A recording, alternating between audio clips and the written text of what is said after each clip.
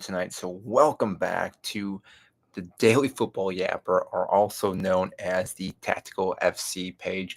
We are talking today about the best starting 11 for the Big Six. Now, if you're on YouTube, you probably can't see the picture I'm showing right now, but what we are looking at is the best starting 11 for the Big Six. And I do think this could be up for debate because obviously there's a lot of great players that play in the Big Six, but we have seen the Big Six struggle. Looking at Tottenham, looking at United. Obviously, I did not pick anyone from United or for Tottenham because I don't think any of them qualify to be in the best starting 11 as of right now. But if we are looking at the squad, I do think this is probably one of the best starting 11 if we're looking at everyone here. Caicedo over Rodri, that is a questionable debate. I did go back and forth on Caicedo. Now, I am a Chelsea fan, so again, I did want to put him in there, but even though Rodrigo is coming off an injury, I do think he's still the best CDM. The man won a Ballon d'Or. I mean, just what, a couple seasons ago. So if you're looking at both of them as a CDM role, I'm gonna just go a little bit forward and say it's gonna be going with him. Welcome to TikTok Live. Have fun interacting with your viewers real time. 18 all end tracks. I'm sorry, I'm just reading the contents they just said there. Is this traditional Big Six or current ranking? Traditional Big Six because I'm just trying to think. Well, I guess it could be either or because I only did go with City, Liverpool, Chelsea. I'm trying to think if I actually went with anyone else from the that finished in the top six, and no, I didn't. And then I went back and forth with Bruno Fernandes. That was the only player I thought about putting in from United. Gakpo was hugely underrated. Would you put Gakpo over Marmoush? That you're thinking Marmoush should be out of here? I disagree. I think he's an amazing player for the most part, and that's why I put Marmoush. It's if it's traditional Marmoush out and Bruno Fernandes in for McAllister. The reason why I didn't put Bruno in is because I was trying to balance out this midfield. So if you're on YouTube right now, I've Rodrigo, McAllister, and Palmer because I think if you go with Palmer and Bruno Fernandes, it's too attack heavy. And you need to have, I think, McAllister, who, again, this could drop back a little bit. Rodrigo can get some help. Cole Palmer can slot into that 10th position. I do think that makes more sense. But I could also see why picking Bruno Fernandes. And like I said, I did go back and forth between Bruno and McAllister. And I think that was one of the only ones I didn't think too much. I think that was the only one because I think Cucurella as the left back, Virgil van Dijk, along with Saliba and Reece James in the back line makes the most sense. I think there. Rodri makes the most sense. Cole Palmer, McAllister, I think they pick themselves. Mohamed Salah and Erling Haaland, I think really do make the most sense here. So again, I think Marmoush, McAllister are probably the only two questionable areas, and I could see Caicedo going here into that CDM role. But like I said, with Rodrigo being such a good player that I want one with him for the most part. Is this about last season or general? This is about general, but also going into this season because if we're going off last season, then Rodri shouldn't be in this list. So if it was off of last season, that would have definitely played Caicedo. But I'm looking going into the new season, this upcoming couple weeks or so. I think this right now is going to be the best players on all these clubs here. And that's not to say that obviously we're looking at the rest of these clubs. I mean, Liverpool having Kirkez on that left, Frimpong, Kanate, all those players are great players. So it's not like I could just make this whole team here at Liverpool, City. You had to kind of pick and choose between most of these. And that's why I went with some of these players. Bruno has experience playing further back too. I mean, he does, but I think if you're thinking about McAllister, what he offers, I think he's just as good and he's a World Cup winner. So that's why I would think I would pick him. He is very vital in the midfield for Liverpool, very versatile. And yes, I understand Bruno Fernandes is really good going forward, but I think McAllister is just as I shouldn't say just as good. He's a little below Bruno Fernandes because Bruno can definitely create a lot of chances. But defensively wise, I think overall McAllister is better, well rounded as a midfielder than I would say with Bruno Fernandes. And on top of that, he's a guy that's not complaining to the refs day in and day out. I mean, that is one of the qualities I absolutely hate with Bruno Fernandes. And it's a shame because he's such a good player. But when he runs up to the ref and just starts making all these comments to the ref, it makes you hate the guy that much more. And then maybe I'm not a United fan, so I'm not sure how United fans feel about that. But as a Chelsea fan, seeing that, it just reminds me of Real Madrid and Barcelona and any La Liga team for the most part that just swarm the ref and just start complaining about everything. It's like, let the ref make the decisions, let them make the calls. They're usually going to get right, especially with now VAR. they're going to see the things that maybe they miss. So for the most part, that's why. Sorry, I've missed a bunch of comments here as we were just talking. I'm a backup. I do apologize for anyone who made a comment. No, Mac and is not in the top five midfielders in the Prem. I disagree. I think McAllister is possibly in the top five midfielders. He's been very vital for Liverpool for the last couple of seasons. Rodri, fresh off injuries, pushing it. So Rodri, I'm putting in there because I'm going off the fact that minus that injury, he looked great. Obviously, won the Ballon d'Or, and even in the Club World Cup, he looked like a great player. And I think he still is a great player. Now, yes, he may not be as agile as he used to be, but I gotta assume the player that he is, he's such a phenomenal player. He's gonna be that good. Like Virgil Van Dijk came off an ACL injury when Pickford completely crashed into his knee, and he came back, I think, as a better player. And there's a possibility that Rodri can come back. He is an even better player, which seems ridiculous because when you think about how good he is, the fact that he can come on and somehow be a better player just would be just would make me so upset being a Chelsea fan, seeing City to be that much better. But that's why I think City, again, have a good chance of winning the Premier League. Not that I want to see them win or anything, but people talked about, I don't know if you saw the YouTube video with all the other YouTube creators, but they're talking about there's just no way City can be anywhere in them winning the league, but they're just saying that they're going to be number three. But I think they're a pretty good team overall. But that's a whole different topic. Bruno gives the ball away far too often. I would agree with that. Marmoush is not the best option. Who would you put over Marmoush? I mean, just from watching Marmoush play last season, the man is ridiculous as a left winger. I mean, if you're looking at the other options for left wingers from the big six, I'm trying to think Gakpo, which again would kind of make sense. But I think Marmoush is better than him. Pedro Neto from Chelsea. You're looking at Doku from City. And I think if you're comparing all those players, Marmoush is the better option. I don't think there's anyone better than Marmoush. I honestly think he might be one of the best players in the Premier League this upcoming season. And again, I know I'm praising City and I don't want to, but like I said, I have to give them credit where credit's due. Where's Todd? Todd plays in the Bundesliga, so I'm not sure why he would be here. This is just Premier League, Big Six Premier League. We talk pretty much Premier League only here. Pedro P has to be starting here. I'm not sure who Pedro P is, but maybe Isaac for tapping. I mean, Newcastle again. They're not Big Six. We're talking Big Six here. That's I guess maybe I should have made this bigger up here where it says Big Six. Newcastle is not in the Big Six club, and maybe they could be at some point. But we're looking at Tottenham, which again they were terrible last season. Don't think anyone makes it in this side. Maybe Son could have possibly been this, but now that he's not even in the Premier League, I'm not even going to debate him being in that left wing position. Then we're looking at Manchester United. Bruno Fernandes, I think, is the only guy that could possibly be in here right now. Maybe Kuna, and I guess that does make sense. You want to put Kuna right there over Marmoush, but I think Marmoush had a better end of last season than Kuna did. And yes, I understand how well he did play for Wolves. I would still pick Marmoush over him. Woody Najee, just trying next season. I'm trying to catch up to these comments. Enzo over Ghost Palmer. How could you put Enzo Fernandez over Palmer?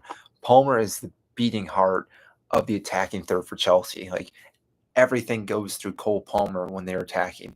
You saw it in the Club World Cup. We saw it last year. If Cole Palmer wasn't able to create and do things, the whole Chelsea side just crumbled when it came to the attacking third. And maybe that's part of the fact that Nico Jackson was also hurt. But when Cole Palmer is having a day and just going crazy, everything flows through him. I mean, everyone tries to ping the ball to Cole Palmer, and he can dribble past players. He's just so smooth that he isn't that fast, but I mean, he's such a good player. He understands where to drive the ball into, where to find those players, make the right passes, and obviously he can finish pretty well. So I would pick Palmer over Enzo. Not to discredit Enzo Fernandez because I do think he's a great player. And I guess if we're looking at chemistry, then Enzo Fernandez and McAllister would be the better option. But I do think that these guys would definitely all gel quite well together if we're looking at how good these players are. James does not have the legs to run both up and down the pitch.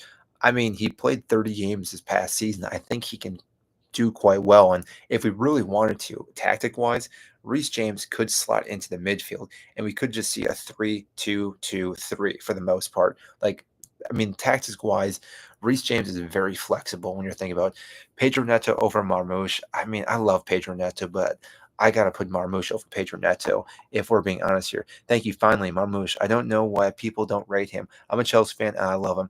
I mean, I love Marmoush and Again, it's a guy I wish would play for a non-city team. I wish he would have stayed in the Bundesliga, but at the same time, happy that he's in the Premier League. Wish he would have came to Chelsea, but obviously we can't get every single player. And City have the ability to bring a bunch of players to them. Ray is the best goalkeeper. I would disagree with Ray being the best goalkeeper. I think it's an attribute to the back line that really does help him out. And I really wanted to put Gabriel here, but I felt weird putting him there because I believe he plays more on the left side. So I think that was Virgil van Dijk's spot.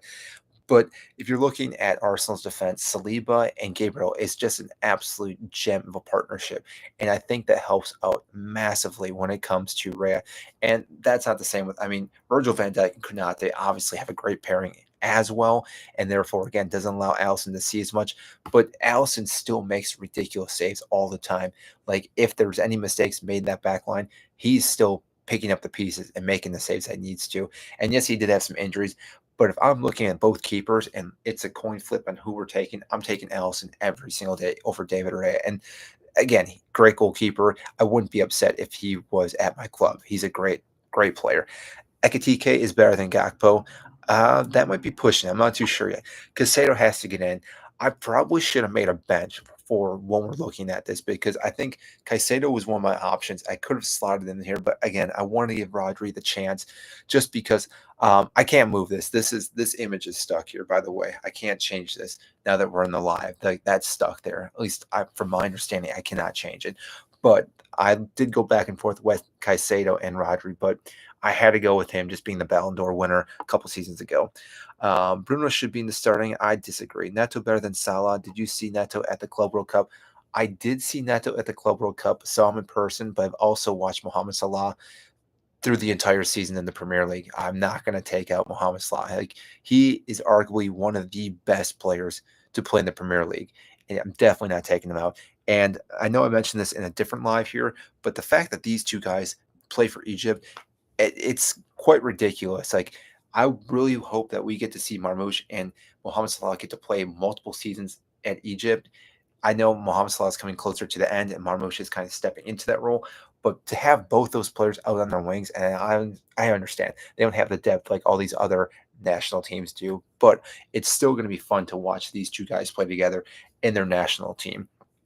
Let me see here. Bruno over McAllister. I disagree. McAllister's still better. Udogie over Cucurella, easy.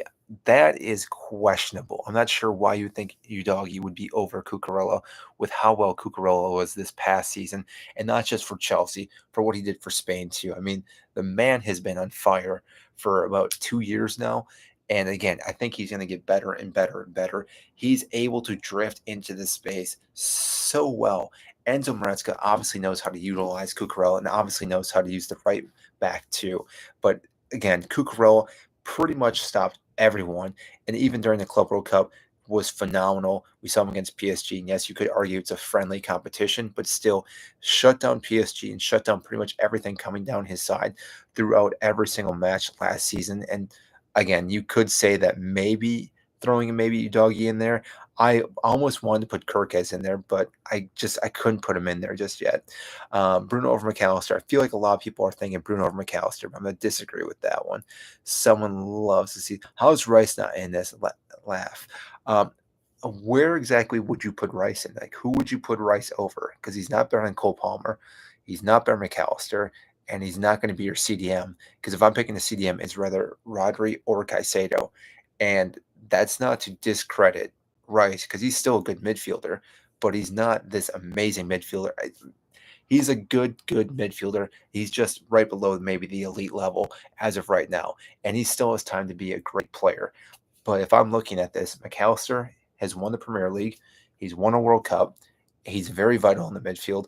Cole Palmer also has won the Premier. He's won the pretty much every trophy under City and with Chelsea.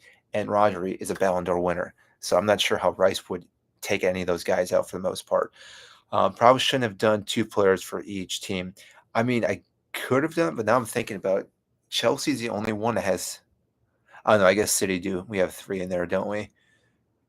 I guess maybe I should have done two only. If I would have done two only, that would have been a little different. Would have been a little more biased or tricky with everything. And I guess then I could have put Rice in there because we only have Saliba for Arsenal, which would have gave us that. Liverpool, we have 3 as well. Yeah, because that's right, Allison. Forgot about him. Maybe next time we do our top 6, we will do only 2 only. That's a good call. I'll do that next time. Looking at all the other comments here, Caicedo will replace Rodri this season, and I'm not even a Chelsea fan.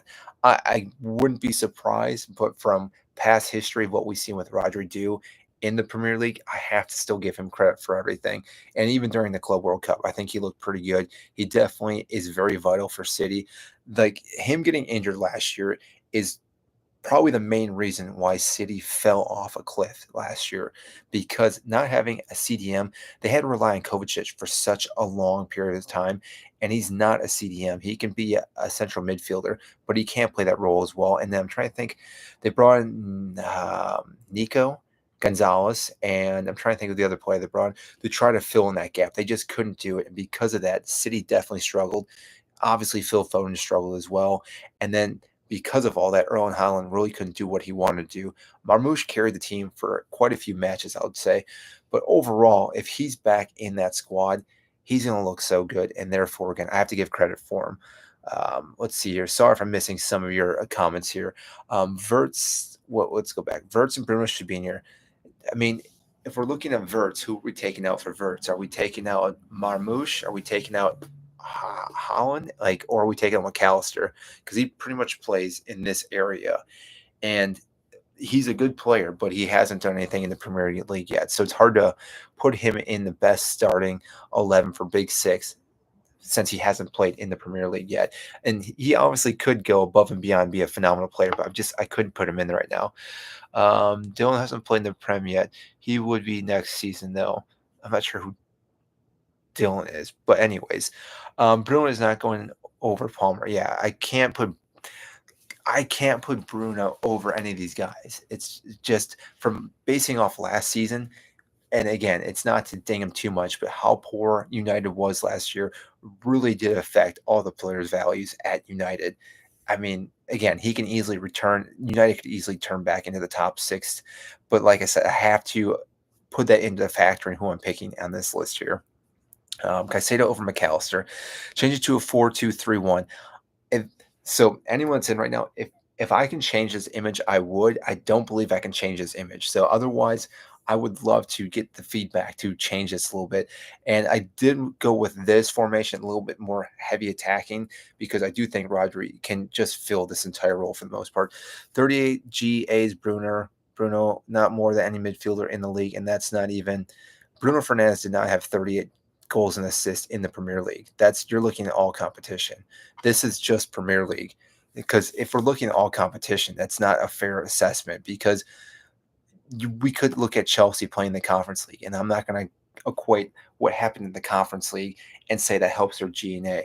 In the Premier League itself, Cole Palmer had the most goals and assists as a midfielder, and you could argue maybe he's not a midfielder, but I'm putting him in there, and therefore, again, that's why Bruno's in here. Saka has to go over Mohamed Salah. Like, that's where he plays. No one's taking out Mohamed Salah. Like, when I made this list, literally, I was the first guy I put in. Like, I didn't have to think about Mohamed Salah. Everyone else, I did think about a little bit. Like, everyone else has a shot to not be in here. I would say Mohamed Salah is the only one that is literally cemented into that position. No one's taking it. And even Saka, Mohamed Salah has won the Premier League multiple times. Saka has won an FA Cup. That's it. Mohamed Salah has won a Champions League. I could go on and on what Mohamed Salah has done and why he's better than Saka. Marmoush underrated. Yeah, I guess I agree. Marmoush is totally underrated. I think this year is going to be the year that people are going to finally see how good Marmoush is. And then all of a sudden they're going to be like, of course he's good. I don't know how people didn't know that. It's like right now people are underestimating how good he is. And once the season kicks off, people are definitely going to see how good he is. It's maybe going to take 2-3 games. He's going to score some ridiculous goals early on. And I guarantee you a lot of people in FPL are going to pick him up then and just go like, oh, yeah, we always knew he was good. But so many people are discrediting for how good he can be right now. Isak is better than Haaland. I'm not disagreeing with you on that one. I think Isak is better than Haaland, but Isak plays for Newcastle as of right now. If he plays for Liverpool, he would go into this because Erling Haaland, as good as he is as scoring and finishing, which he's obviously phenomenal, that really is one of his biggest attributes. He can't really dribble the ball. He can't link of play that well, whereas Isak can definitely do that. He does bring, obviously, the factor of driving where he goes and bringing the CBs with him, which does make a huge helping factor for City. But minus that, in big games, he obviously hasn't shown up quite well. Isak, again, is a guy that you can facilitate the ball to, and he can do multiple things with it. Whereas Erling Haaland, again, you play the ball to him as long as he's in the box, he's a massive threat. But if you play the ball to Erling Haaland anywhere in this pocket of space, you don't have to worry about him. Like you can literally put pressure on him and typically win the ball off of him. Whereas again, he's not drifting in these spaces as much. But if you think about all the best strikers I've ever played, most of them definitely drifted into these areas to again receive the ball, turn, and then drive. You think about Thierry Henry, Wayne Rooney, Harry Kane, just to name a few players in the Premier League. All those guys would always drift back into the midfield to again, because what they're doing, and this is more tactic wise. I'm not sure why we're getting the tactics right now, but we do love tactics. So right here, if there's the back line here, sometimes what you need your CB or your attacking player to do is drop back because then he will drop in between these two lines. Because when he does that, then he can receive the ball. It causes a little bit of chaos. And because then he drives towards the defense, your CBs have to crash into it. Therefore, again, making outlet passes to one of these guys here, they then can drive into the box, play the ball back to Haaland. But like I said, he doesn't have that link of play, whereas Isak does have that. And that's my TED Talk on Isak. So hopefully you enjoyed that. Anyways, we missed 99 comments. So again, I apologize for missing all these comments. We will try to get back to some of these here. Ahmad, if we're talking about United, Ahmad's a good player, but he's not good enough to be in this list as of right now. Read this. You put exclamation. So I did read it here. Bruno did make 30 points last season for United and made so they weren't in relegation. I mean, yeah, but that still doesn't make them a better player than all these other players. I mean, Kuna probably scored similar amount of points for Wolves to make sure they didn't get relegated as well. But I'm not going to put Kuna in here. I mean, he's a good player too, but I'm not going to put him in him as right now. But again, Bruno Fernandes is a great player. I can't put him over all these other guys. Hakimi was proven in. I saw that. I don't know what's going on with that. I thought there was a report of that last year as well. So we'll keep a tab on that. But obviously, I have no idea what's all going on with that. How did you start supporting Chelsea as an American? Two ways. I enjoyed cheering for the team that my friends cheered for, which all my friends cheered for United. I couldn't rightfully just jump on the bandwagon and cheer for United in the early 2000s. So again, this was right before Roman took over, and lo and behold, I chose Chelsea because they were blue. I didn't go with Everton, which maybe I could have went that way. I went with Chelsea, and then lo and behold, Roman came in. We know what happened with that. But then my favorite player of all time, Mikhail Ballack, came to Chelsea, which then really just solidified me to really like Chelsea. That being said, I still like Bayern Munich. That's probably my other team I really do cheer for. But I've drifted more into the Premier League, and I do still watch the Bundesliga. But for the most part, I watched the Premier League and watched Chelsea, which is why I'm a fan of them.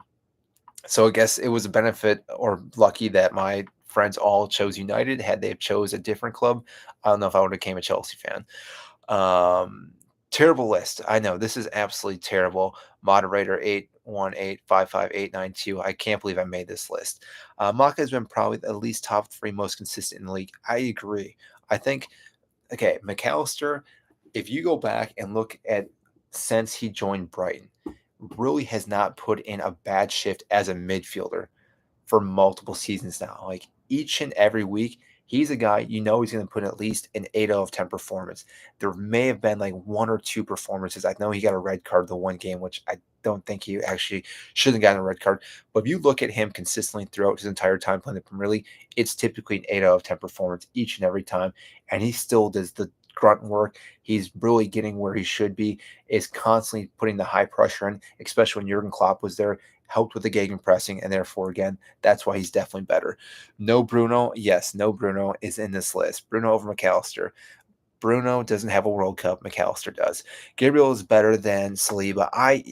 Yeah, I agree. Gabriel, again, the only reason I went with Saliba, and maybe I get this mixed up when I made this, but I could have sworn maybe my brain was just having a terrible thought process.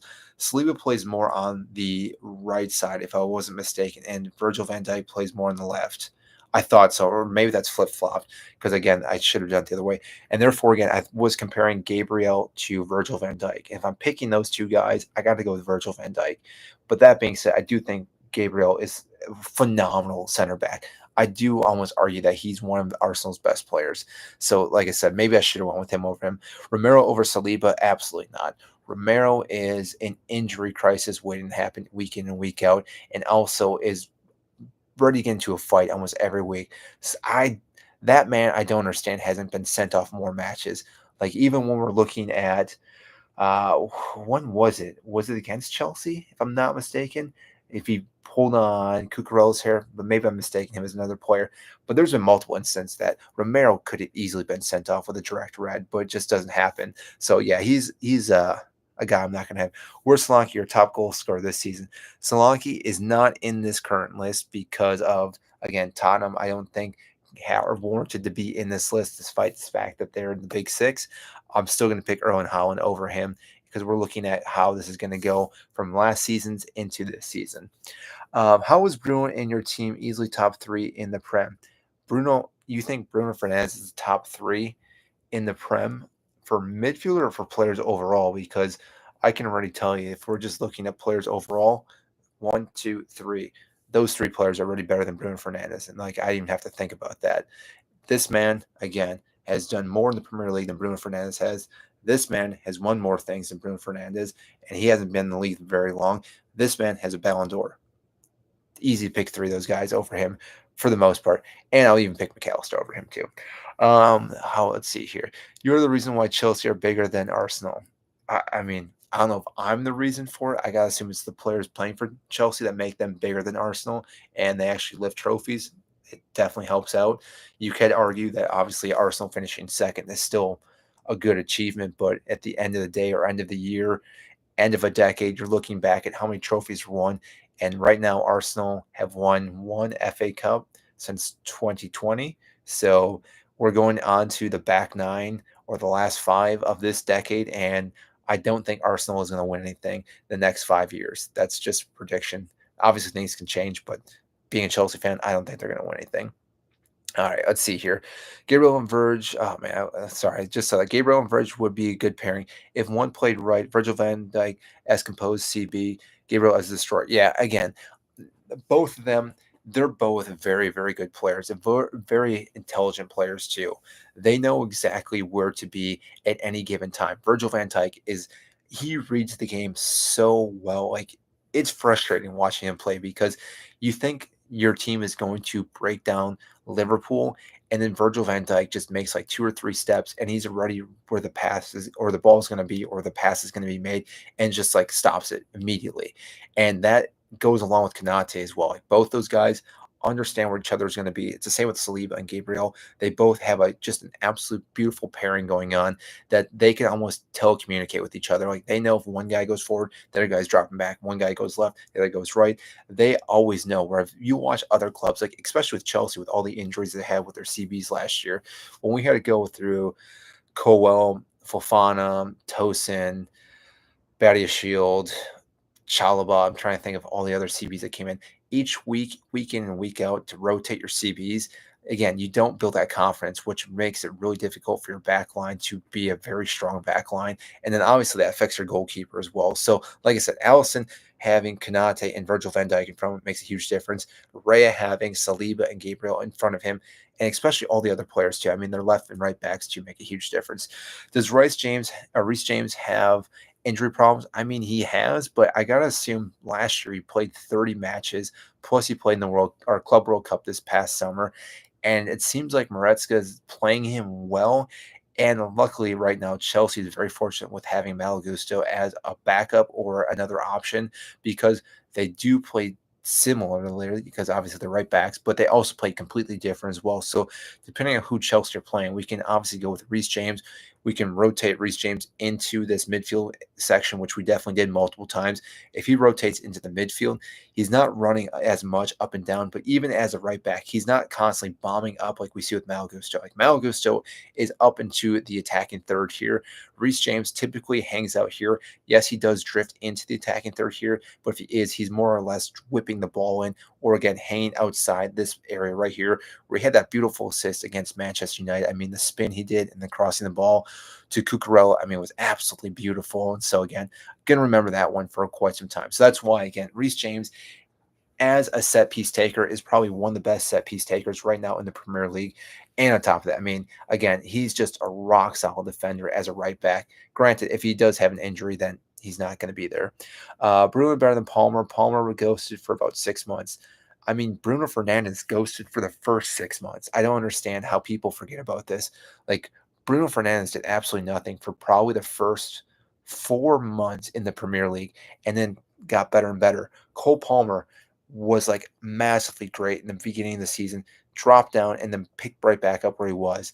I mean, you could argue that maybe one's better than the other, but if you look at it, Chelsea finished in the top four. United finished where they did. They didn't win anything. They lost the Europa League final to Tottenham, who they should have beat. Like, I don't understand how you don't beat Tottenham with how they play at such a high back line. Again, so many teams dominated Tottenham last year, and somehow United couldn't do it. But that being said, who cares? Cole Palmer's the greatest of all time. That is, I mean, I don't know about that, Cole Palmer, but he's a good player. Rodri over Casado or Rice, yeah. I mean, he's a Ballon d'Or winner. He's won the Premier. The fact that City won the league 4 5 years, no, 4 years in a row, you have to give some credit to Rodri for that. And like I said, that's why we're picking him. And Cancelo can definitely, obviously, take this position over him in the next year or two. But for right now, if I'm picking one of the guys, he's fully fit now. I'm picking Rodri.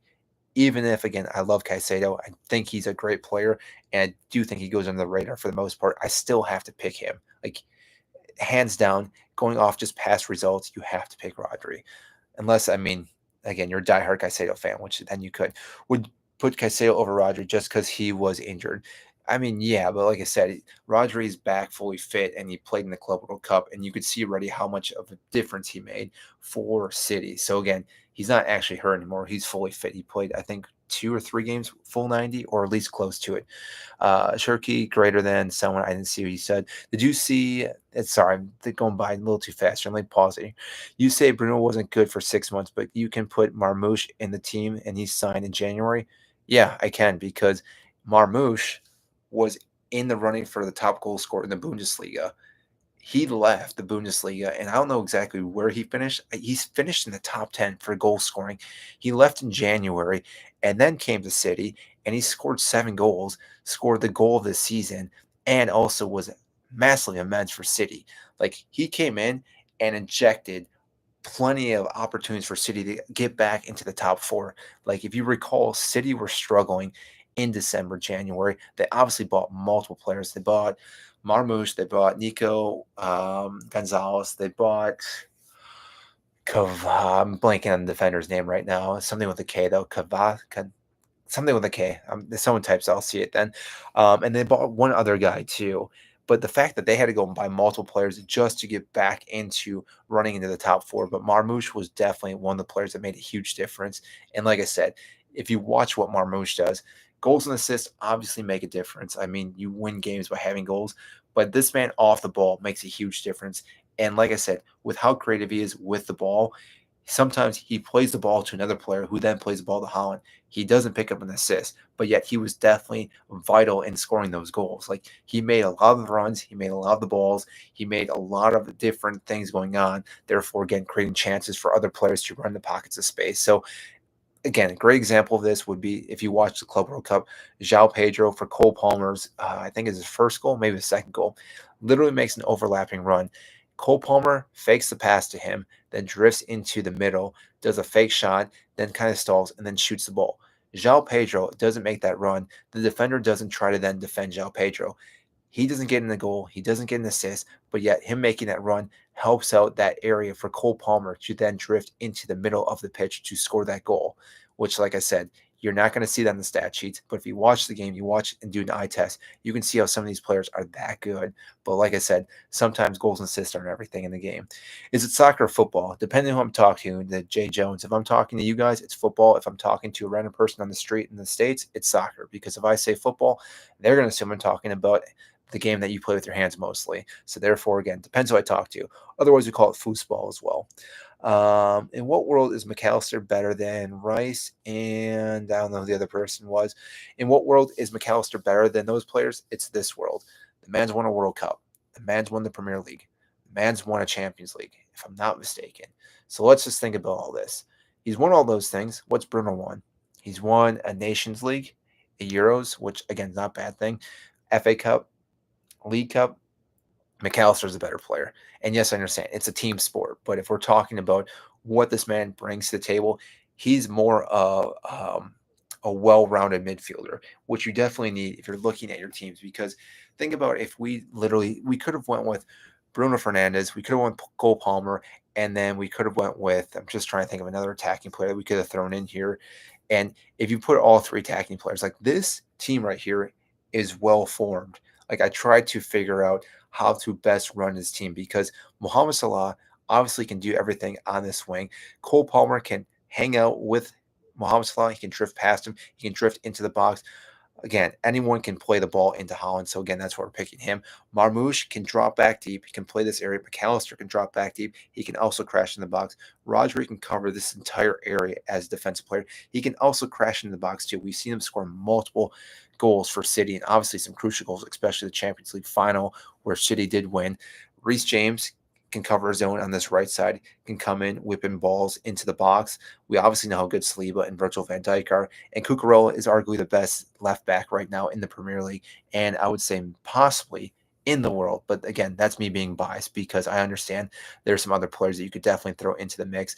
And then I think Allison's the best goalkeeper currently too. So like I said, well-rounded team. Yes, I do have some favorite players, but I obviously didn't put him in here, but I thought about putting him in. But like I said, I tried to make this team as well-rounded as possible. Let's see here. You can't call, let's see, you can't call this top 6 league team of the season and add one non-Prem player, dude. Which non-Prem player did I add here? These guys all play in the Premier League. I'm not sure who you're talking about who's not a Prem player. So if you want to comment who that would be, I'd love to see it, unless there was someone else that was talking about who should be added here. But all these guys play in the Premier League. Let's see. Visa and Mbeumo greater than Marmoush this season. Brian Mbeumo, I could see that argument. I could definitely see that one for what he did last season. Chelsea fan. Yeah, I know. I'm a very delusional Chelsea fan. So if you're seeing this, I'm sorry. If you're a Chelsea fan, I'm rooting for our club. But again, I try to have the most non-bias on some of these picks. But like I said, obviously people are going to have their favorites. Let's see, Caicedo. What about Isaac, Bruno, and Caicedo? Isaac's not in the big six. So again, this is looking at Tottenham. We're looking at Manchester United, Arsenal, City, Chelsea, and Liverpool, the big six. Otherwise, I would definitely put Isaac. Isaac easily goes into this position because, like we were just talking about, if we're talking about well-rounded team, Isaac is the perfect striker to be in this position because, like we just mentioned before, he can drift back. He can literally pick the ball up, like we were talking about before, and then he can hit a shot from back here. Anyways, we saw against Liverpool last year, which that shot was ridiculous against Liverpool. But otherwise, like I said, that's why we're not picking Isaac. I think Haaland is the out-and-out striker that we're picking over anyone else right here. I know the one guy thinks I should pick Solanke because I do think Solanke is a very good player, but like I said, you have to give it to Haaland. Everyone's saying, sorry, I'm trying to read. Everyone's saying Bruno, but what has he won? Yeah. Again, anyone that's saying Bruno Fernandes, I don't understand like why you would put Bruno Fernandes over McAllister. And he's not going over Cole Palmer. So I don't understand why you would pick him as well. So, like I said, Gakpo clears. Again, Cody Gakpo is a good player, but I don't think he's as technically gifted as Marmoush. So therefore, again, I got to go with Marmoush for the most part. Yeah, that being said, though, if you guys are new to this, just let you know, we do Chelsea commentating. So when Chelsea plays AC Milan, I was not able to do the Bayern Leverkusen come out. So if you are a Chelsea fan, definitely follow the page. We do live commentating during their matches. I talk during the whole game. And also, I'm going to have a shameless plug here real quick, just because why not? I wrote a book as well. Check it out. It's free on Kindle. So again, if you want to check it out, go for it. Anyways, Odegaard. Oh, I haven't seen anyone talk about Odegaard, so that's definitely most obvious rage bait. Stay in America Sports Pal. Astute Mirlaid, Sean McCall. But yeah, I mean, started with the Bundesliga, but now transitioned to Premier League. Odegaard over McAllister. I mean, Odegaard is man. I'm not sure how I feel about Odegaard because I do think he is a quality player, but last year I don't know what happened for him because it definitely something happened that he did not play well, and I think that is part of the reason why Arsenal did. And when I say Arsenal dropped, they didn't drop because they were still in second place, but the performance that they had the seasons prior to that when they were chasing City was so much better. And part of that was because of Odegaard. And like I said, I don't know what happened with him last season because he just could not get things going. Yes, I mean, part games he did well, but overall just had a terrible season last year for his standards. He still was a good midfielder. If he would have done well last year, I could definitely see Odegaard being in contention into being in this side. But like I said, I still think McAllister is better than Odegaard. Timber, um, you're putting Timber. I'm assuming you're going to put him over Reece James. I assume we're going to put him on the rights because I know Timber can play right and left side. He's definitely not going for Cucurella. I mean, a right side. I went back and forth between actually Reece James and I feel stupid saying this, but I almost went with Ben White. I know Ben White was injured for most of the year, but Ben White's a ridiculously right back as well. Anyways, most obvious rage, but yeah, we talked about that. Your head is in the way. I'm sorry if I was blocking. Sorry. This team is perfect. Well, thank you. I'm glad someone else agrees with that, but maybe we're both deluded. So, but Kirk is a so clear of Cucurella. Again, if we're talking about overall with players, what they've done, Cucurella, I mean, won the Euros with Spain. He's won multiple trophies with Chelsea. And yes, I understand how good Kirk has was last year, but still, I don't think he is as good as Cucurella. I think Cucurella is arguably one of the best left backs in the entire world. Like maybe you could argue top three right now, but he's over Kirkez. Let's see here. I think you have to put Saka on the other side of Salah, to be honest. Saka can play either side. When has Saka ever played on that side? I do not recall. Saka pretty much plays on the right like Mohamed Salah, cuts in with his left foot. I I'm literally trying to draw an idea of when I've ever seen Saka play where Marmoush is playing. And if it has been, it might be just because they tried to add and overload one side, but he typically is on this side. So I'm not sure how you could even put Saka into this. It's Saka or Salah, and again, it's Salah each and every day. Soboslai over Rodri and Frimpong over James. Disagree on that. We haven't seen Frimpong play in the Premier League, so again, I can't really put him in there. It's the reason why Verts probably isn't in this list as well. That's what my brain was thinking. Soboslai over Rodri. Soboslai is not even a CDM though, so I'm not sure why would you put him over there. He's more of a CM. I mean, he has played as a CDM, but otherwise he's not your proper CDM. Rodri goes over him. I do like Soboslai though. I think he's a good player. So again, which surprisingly blew my mind to realize last year when Liverpool won, he's the first Hungarian player to win the Premier League. I don't know why that shocks me, but for some reason I didn't know that. I thought there would have been some other player, and the fact that Virgil van Dijk being the captain, the Dutch captain being the first Dutch captain to win the Premier League too, also blew my mind because I don't know why. For some reason, my mind thought there would have been at least another Dutch player that would have won it as a captain. But anyways, Nuri as a left back. He's phenomenal going forward, Nori, but his defensive rate is not as good. And therefore, again, if you're thinking about what Cucurella can do going forward, it's pretty good. What he can do defensively, it's one of the best. So again, overall, his overall stats for both attacking and defending, I think is better than Nori. Now, maybe Nori looks a lot better this year when he plays for City and not for Wolves. I mean, it's a whole different ballpark. He's obviously going to have better players around him, especially having this guy in the midfield, but then having Ruben Diaz, and then I'm not sure who they're going to pair with Ruben this year. If it's going to be Gvardiol, I mean, it makes the most sense, but I could see also Kanji starting with Gvardiol or even Ake. Again, there's so many different players at City. It's always hard to know what Pep's going to do, but like I said, overall, I still think Cucurella is a better option. I think you have to put. Oh, wait, sorry. Oh man, I apologize. I'm missing some of these comments here. Rice and Timber. I mean, whoever put Rice, I'm just curious. Who would you take out for Rice? I mean, the only thing we could do possibly here, and I actually thought about this, if we would take out Erling Haaland, like just take this guy out here, I thought about doing a two attack with Marmoush and Salah, and then putting Cole Palmer kind of in the 10 role. And then I thought about actually putting Rice here. So we could have done, I guess, would have been a 4-1-2-2-1, or sorry, 2-1-2.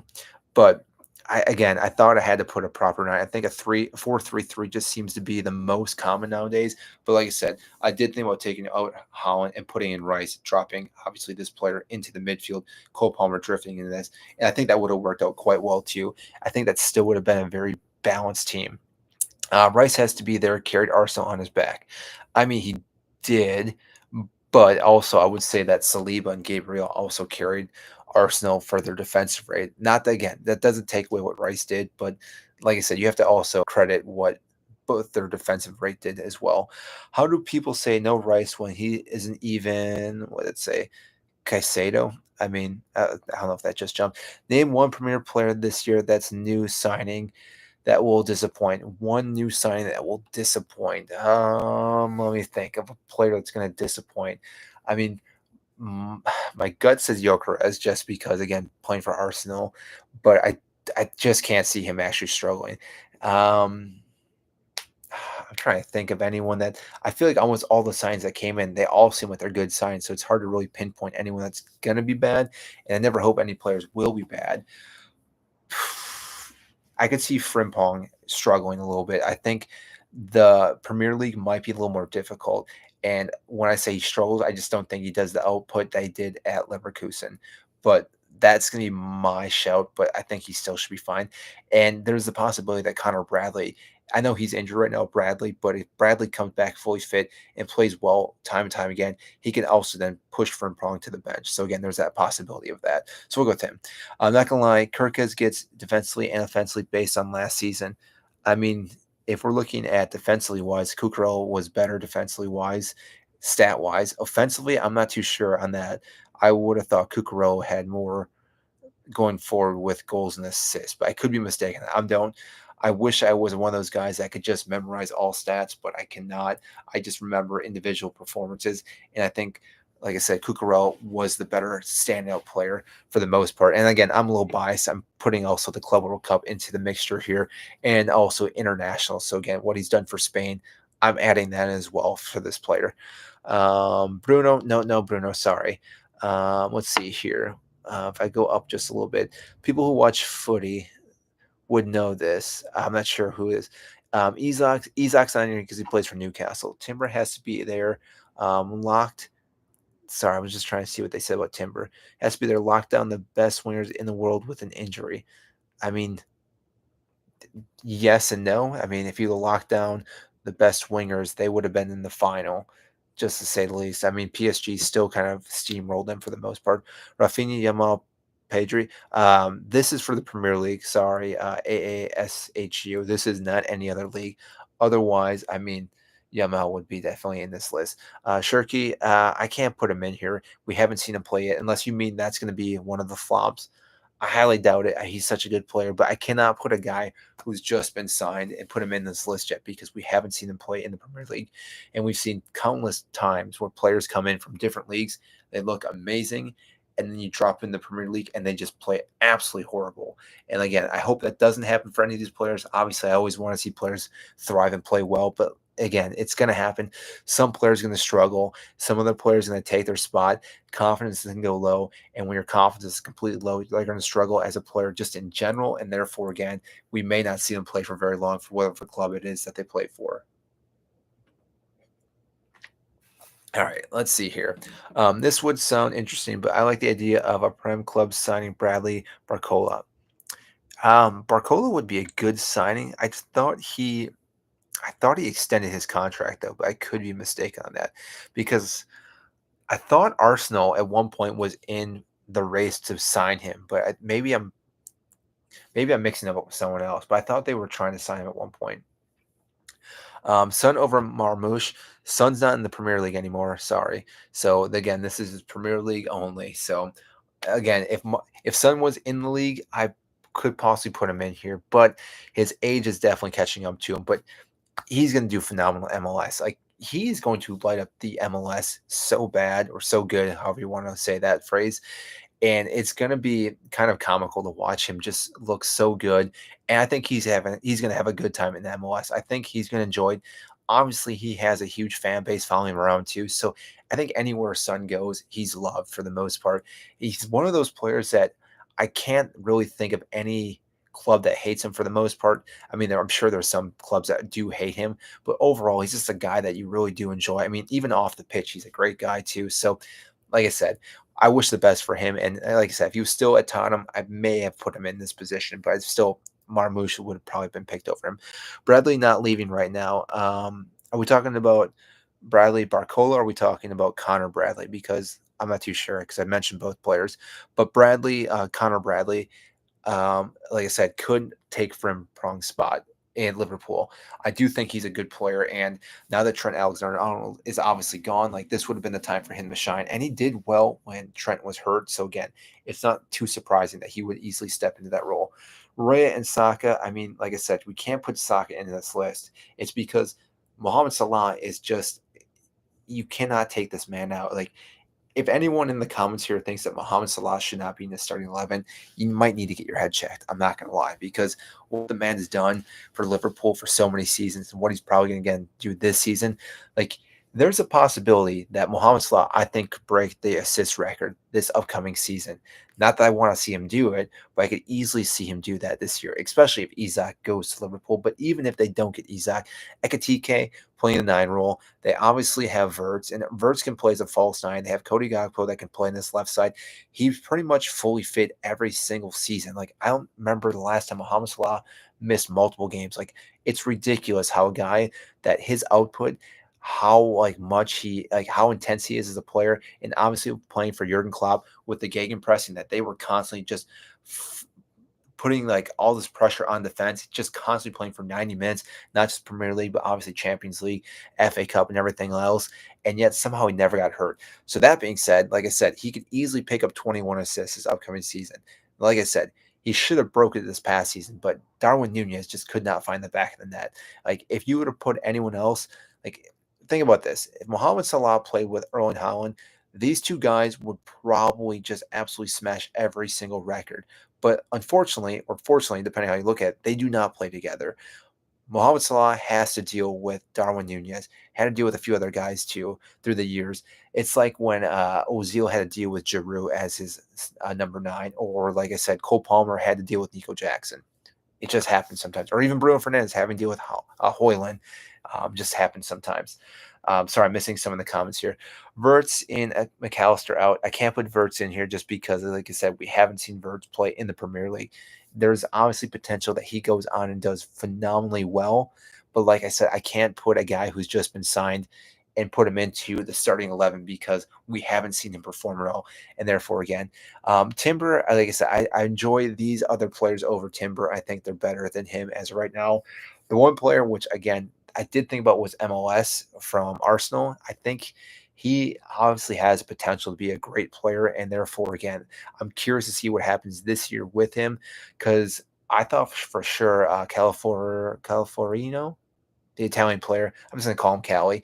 I thought for sure he was going to be just bang on, like take that spot. And then MLS came and absolutely just stole that position. That's his now, I think, for the most part, which again is quite surprising with how young of a player he is that he pretty much shut down so many different players. Someone typed it in. What was it? Calaflori, the Italian player. Which again, who knows? Maybe that does change this year too, because obviously each and every year, some players they off season work out, they do better training and look a lot better. And like I said, anything can happen this season. Tuca is the right choice. Skelly has potential to be there though. Yeah, great. Yeah, like I said, Skelly was such a good player last year. Bro, Rodri was injured, right? So obviously not based on last season. Yes, I understand Rodri was hurt last year, but the year before that, he won a Ballon d'Or, and the year before that, he won the Premier League, and the year before that, he won the Premier League, and the year before that, I think they won a Premier League, and the year before that, they made the Champions League final, and the year before that, I think they won the Premier League. Like that's what I'm basing off for Rodri. Like the man is just a ridiculous player. Like wherever he's been, he's done phenomenal. You look at what he did for Spain. Obviously, he's done well for Spain. What he's done for City, the man is just he oozes talent. That's why Rodri's there. And like I said, he's fully fit, so I got to put him in here. If he was still coming back from the injury, I would say maybe. But like I said, he played in the Club World Cup, so he's fully fit now. Gabriel had a better season than Saliba. Yeah, I mean, if you weren't in here before Spudston, I went back and forth between Saliba and Gabriel. The reason why I went with Saliba just because I was trying to balance out where these guys play for the most part. I really compared Virgil van Dijk to Gabriel, and therefore, again, I picked Virgil van Dijk because, again, you have to pick Virgil van Dijk. He's arguably one of the best center backs to play in the Premier League. I still think John Terry is the best ever to play the position, but I'm not going to say that Virgil van Dijk is. I think Virgil van Dijk is right behind him. Like if I'm taking 1, 2, 3, it goes John Terry, Virgil van Dijk, and then I'm going to go with Vidic. I know people talk about how good Rio was, but really Vidic was an absolute monster as a CB. And I think because of how good Vidic was, he made Rio look that much better. It's kind of what, like, again, Virgil van Dijk makes Konate look good. Not that Konate is not a good center back, but again, he's paired with one of the best center backs to ever play in the game.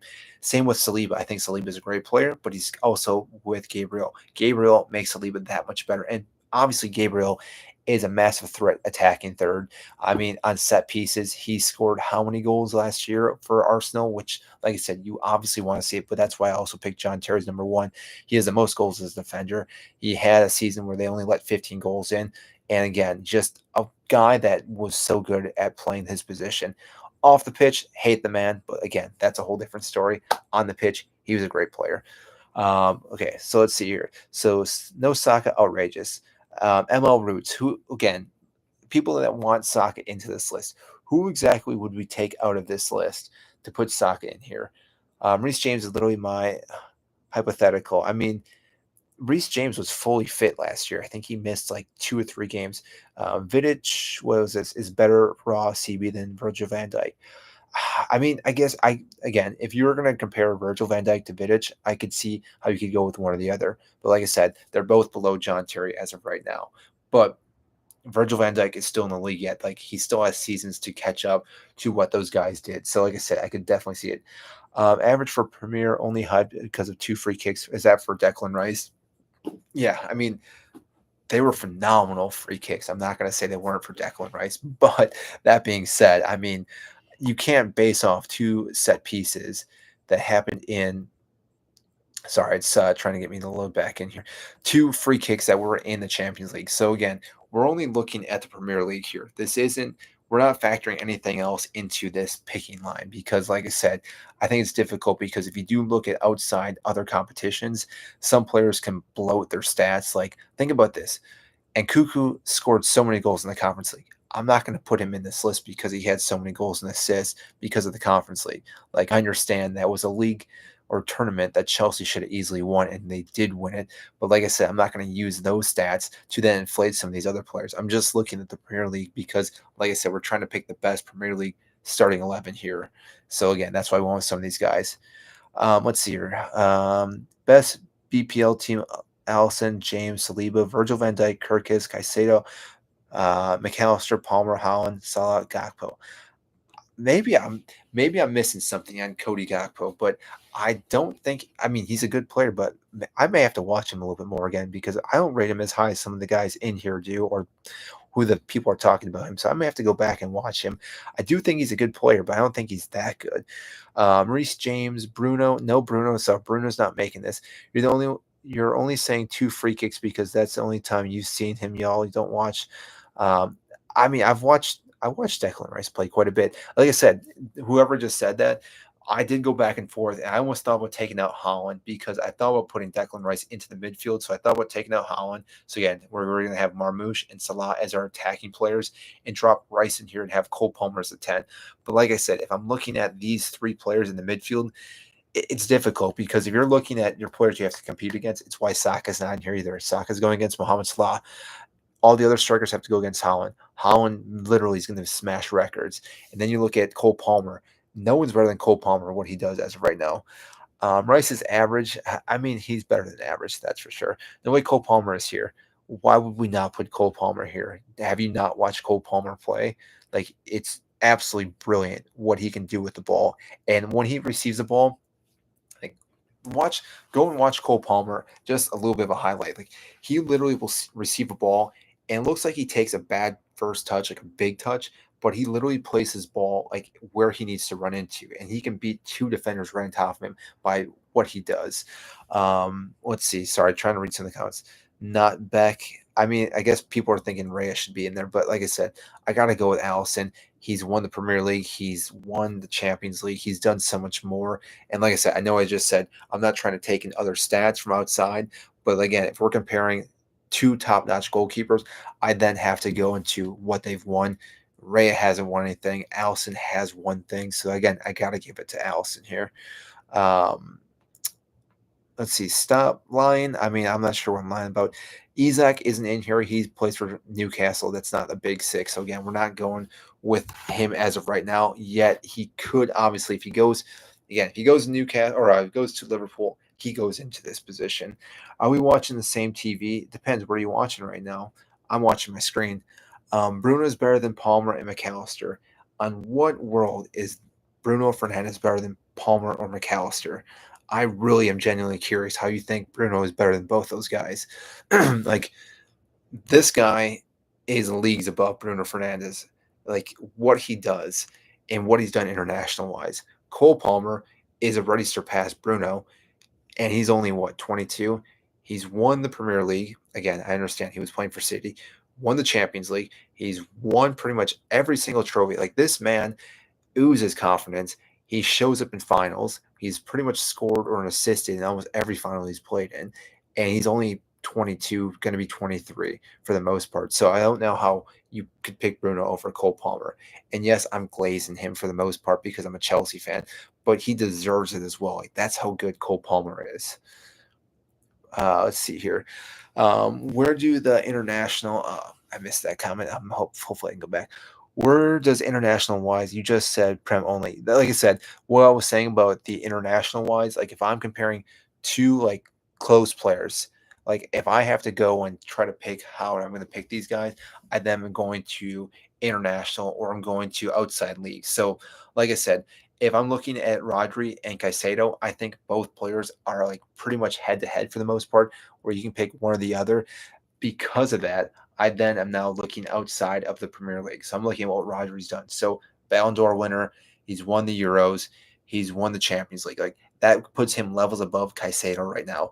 But overall in the Premier League, I think they're both like head to head as of right now. Same with again like the likes of I'm trying to think. Oh, I said Allison and Raya, like both goalkeepers, I think are pretty much locked head to head for the most part. But then again, I'm looking at other things. Kirkez and Cucurella, same thing. So a lot of these guys are very close when you look at their skill set and talent. So to again, what edges them out, I have to then look outside. Otherwise, there's nothing that differentiates them, and you can only have starting 11 for the most part. Who you got, Courtois or Allison? I mean, I'm a Chelsea fan, so I'm picking Allison because I don't like Courtois. That's why. But otherwise, Courtois is a good goalkeeper. Let's be real. I know he's a good goalkeeper, but I'm gonna go with Allison. Let's be real. Yeah, Marmoush made the lineup. Yes, of course, Marmoush made the lineup. Love Marmoush. Again, I can't wait to watch Marmoush play. I can't remember if he's in my fantasy league or not. I know we made a. You guys helped me pick my team for FPL, and again, if you guys don't do FPL, I think you should. Would recommend it. Makes watching the season so much better. Not that you have to. It's free, obviously. But anyways, just say you don't like Madrid. LOL. I don't mind Madrid. I don't like that Courtois left Chelsea hanging dry, and then we spent 85 million for Kepa. Like the reason why we had to get Kepa is Courtois said, "I'm leaving," and went to Real Madrid. I do like Real Madrid. I think some of the players that play there are some of the best players in the world.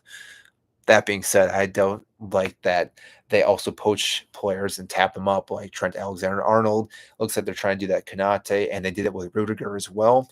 So, I mean, that's a little shady from Real Madrid. I'm not going to lie. Rice over McAllister? Absolutely not. Again, I think McAllister is the better player, won the Premier League last year. Declan Rice is a good player, but he's not going to make over any of these other players for the most part. But I'm glad no one's talking about defense because I thought for sure there was going to be more things about defense wise, but it seems like it's just pretty much right in this area for the most part, which again, it does sound like a lot of these players are pretty much cemented in the position. Caicedo over Rodri right now. Like I said, I went with Rodri because of other experiences, because he's fully fit. I think a fully fit Rodri is the best player. But again, I could also see how Caicedo get picked here. What what team does he not then? I'm not too sure what that means. Caicedo over Rodri all day. Tyreek George over Marmoush. I mean, I've watched George play, and that just made me think: is he? I didn't check in the news today. Is he on his way out, or did he leave Chelsea?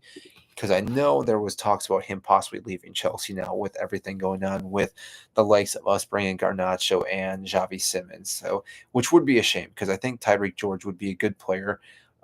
Future seasons for Chelsea. I think again, if he can stick around, I think he'd be a good player for the most part. No, Bruno's diabolical. It's not. It's really not. If you think about it, I'm not going to lose any sleep tonight. When I go to bed tonight and realizing I did not put Bruno Fernandes in this list, I'm going to sleep like a baby. I'm not going to lie. Marmoush is scary. Yeah, Marmoush is absolutely scary. Pedro P. James Gavardiol. Oh, Poro. That's okay. Someone said Pedro P before. I was trying to think who it was.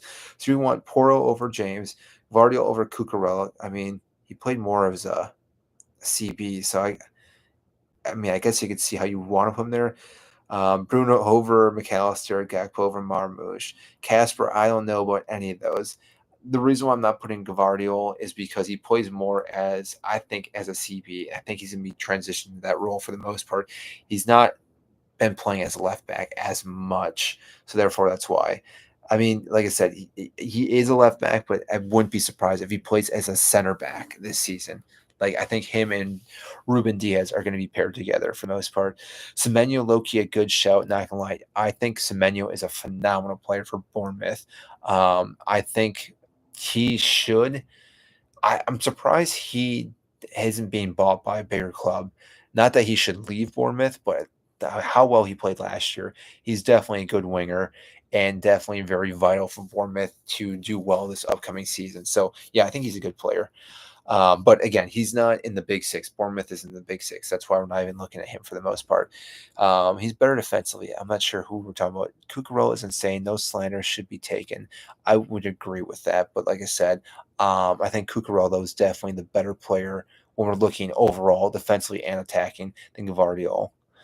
Bruno, come on, he's got to be there. Absolutely not for the most part. I'm not picking Bruno over any of these guys here. And then let me see here. He doesn't start over Palmer and doesn't start over Verts. Wait, who are we talking about here? Just see who is Man City signed this season. Who is Man City signed this season? Shirky, Reinertz, and there's some other player. I guess I can pull up who they've all signed. Let me just double check here real quick. But those are the big ones that they signed. Would you rate Bowen over Marmoush? That's a good question. Would I rate Jared Bowen over Marmoush? Yes, I would. I think he is a great player, and he obviously is very vital for West Ham. Another player too. I don't know why none of the other big clubs have gone out and tried buying him unless he has a long contract. But he could easily play for any of the bigger clubs. Like Tottenham right now, if I'm looking at Tottenham, it would make absolute sense for them to go out and buy Jared Bowen. They lost Sonny. They've lost James Madison now. Kulusevski, I believe, is out for a long-term injury. I'm trying to think. They have Tells they brought in and Brendan Johnson. But really, Jared Bowen would make so much sense to go to Tottenham. And actually, that would be kind of scary to see him play there. Garnacho, left wing, absolutely not. Garnacho's not making this list, even if he does play for Chelsea or gets transferred to Chelsea. Romero and VDV are better than Saliba. No, they're not. They literally can only play like 6 games and then pull a hamstring in rehab for 3 months, play 6 games and get hurt again. I'm looking at a guy that played pretty much all season long and is a better player all around.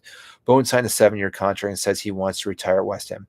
He's okay. That makes sense and why he's not going anywhere. But I was gonna say he could clearly go play another club. But if he's being loyal to West Ham, then fair play to him. Which is kind of ironic because they had Mark Noble, who pretty much only played for West Ham or only played for West Ham. That's kind of interesting that they have players that just want to play at West Ham. So I don't know how they're doing that recruitment, getting players that just want to stay there, but You got to applaud that for the most part because that doesn't happen too often. Liverpool fans and Man United might like my latest video to or not. I don't know. Inside the 11 podcast. I haven't checked it out, but sure. Let's see. Different positions. Timber over Reece James, Bruno over Palmer. No, I mean, again, Reece James is arguably the best right back in the Premier League, and I would argue he could be the best. What's it? The best right back in the entire world. I think because of injuries, people kind of write him off for the most part. But overall, if he's fully fit, Reece James is best right back in the league because not only is he really good defensively wise, like again, rock solid. People compared him to Trent Alexander-Arnold. Like I said, if you're comparing those two guys, he's so much better defensively wise. Then you're looking at the attacking third. He's great going forward. He can whip in a ball. We saw that last year against United, where again he did that crazy little spin, played the ball to Cucurella, which talked about earlier. Can hit a free kick. I mean, he scored I think one or two set pieces last year. One that was very vital that we got 3 points off of. And like I said, he can just do so much more with the ball than I think Timber can do as of right now. But again, I'm biased obviously towards Reece James, but I do think he's the best player. Isak over Holland. Again, Isak plays for Newcastle. So again, Big Six. He's not in the Big Six right now. Why Marmoush? What about Mbomo? Marmoush, I think, again, is a better overall player just from what he can do with the ball.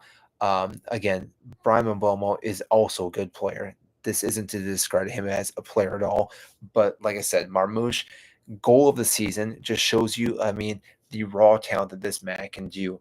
The fact that he hit the ball from 35 yards out and it was just a perfectly struck ball just shows you what he can already do from that range. Now, when he gets more confident, and now that he has a preseason under Pep Guardiola, is now played with all the players at City for an actual full season or going to be a full season, you're going to see this man really just gel with all the players. And honestly, I mean, if I'm thinking about it tactically wise, I don't think Marmoush is going to be fully a left wing position. I do think he will tuck in kind of like Julian Alvarez did. So he'll almost be a second striker behind Erling Haaland. More likely not, we'll see Doku on this left side, who again is just going to constantly just bombard this side, cutting in, drifting in, dribbling, doing everything he can to again keep defenders just on their toes. But like I said, when he does that, he's going to find Haaland, he's going to find Marmoush, and Marmoush can actually facilitate this area. So he might almost play as a cam for the most part, but he is going to drift into that left side. So that's why I put him in as a left wing for the most part. And like I said, he can play as your striker and he can score a goal with his right foot, left foot, head the ball, dribble the ball, free kick. Literally can do pretty much everything you want from a player. So that's why he's in there. Do some polls. I mean, how do I could do some polls. I mean, let me see here. Polls. Let me see here. Quick poll. All right, let's start one. Clearly state your question. I'm just trying to read what we want to do here. So how do I hold on? I've never done a poll before here. So let's see here. How do we change this? Start. That's not what I wanted. I apologize. Let me see if I can change that. I've never done a poll before. So that, I guess, do a smiley face if you want Marmoush in here, or do this crying face if you want Mbeumo in there. But I'm going to try to change it here for the most part because actually I do want to get a poll on Rodri and Caicedo. So yeah, click those and see what happens there for the most part. I'm going to try to start another one here. So give me a second here because we're going to try to start another one. Custom. Yeah, there we go. Well, I can't do it right now because this one's in progress. I'm going to end that one real quick here. So again, apologize with that. Apologize. Let's start a new poll here. Let me, again, go back here to change this here. So poll, customize, standard. Each viewer can vote once by tapping on their favorite option. Duration, 2 minutes. And how in the world do I customize this? Because I want to... what is going on here? I apologize. I've never done a poll before, so this is going to just ruin everything I was trying to do just before. Oh, here we go. Yeah, best player currently in the Premier League. There you go. Yeah, Bruno Fernandes, 100%. Bruno, okay, there we go. That's what I was trying to do. We have 3 votes in the poll. So again, the poll itself is going to close here very shortly, but I'm just curious what people put in here. Mohamed Salah, 33. We have only 3 votes in that poll itself. I'm going to let that poll go for a little bit. I didn't make that poll, so I have no idea how that actually got made. Anyways, no, I voted too early. No worries. We start another poll for the most part. We will try to make a poll here, but like I said, I've never done a poll here. I literally just tapped a few buttons here. Man, put Marmouche. Yes, Verts over Palmer. The reason why Verts isn't in this list is because, like I said, he hasn't played a single minute in the Premier League. I cannot put him in here. It's the same reason why I can't put in like Frimpong or put in anyone else that just was recently signed. I do think he's a good player, and he's obviously going to play well for Liverpool and is going to be vital for them for the most part. But like I said, I can't put him in here as of right now. The way someone said Verts over Palmer, someone did. It did happen. Rice over Rodri and Bruno over McAllister. How in the world would you put Rice over Rodri? If anyone's going to go over Rodri, it's going to be Caicedo. But if I can do another poll here, we will definitely do that. Why can't I request? I have my request turned off. That's probably why, for the most part. Anyways, sell Jackson for 90 million and buy a new CB. I don't think the only thing Chelsea really do need, in my opinion, is to bring Xavi Simons into the squad. And I think selling Nico Jackson would be I'd be a bit of a shame because I think he is a player that really does want to stay at Chelsea and try to get that position back, which overall I think he could win that position back because I don't know how fully fit João Pedro and Liam Delap are going to be all season long because if both those players get hurt, we don't have another striker really.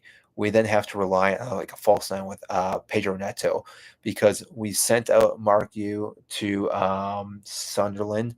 And if we sell Nico Jackson, like I said, pretty much we are then stuck with those two.